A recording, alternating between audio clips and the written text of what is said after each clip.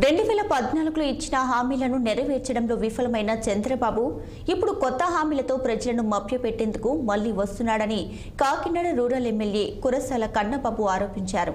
CM Jagan రాష్ట్రంలో 32 లక్షల ఇళ్ల స్థలాలు ఇచ్చారని, గతంలో చంద్రబాబు 3 సెంట్ల స్థలం కూడా ఇవ్వలేదని విమర్శించారు.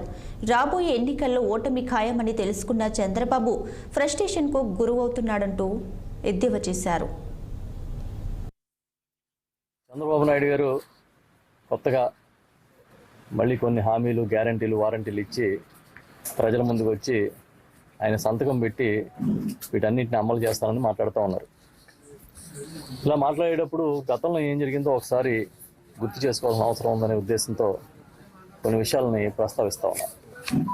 2014 ఎన్నికలప్పుడు కూడా ఈరోజు రాష్ట్రంలో ఏదైతే ఒక కూటమి ఏర్పడిందో, Telugu Desam party, Janasena party, BJP party, ఆ ముగ్గురు కూటమిగా ఉండగా చాలా హామీలు ఇచ్చారు.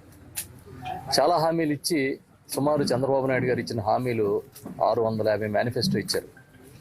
ఇచ్చి మాది బాధ్యత అని వాళ్ళు ప్రజల ముందుకు వచ్చి చేసే బాధ్యత నాదని, చేయించే బాధ్యత మాదని వీళ్ళందరూ కూడా చాలా గట్టిగా చెప్పడం జరిగింది.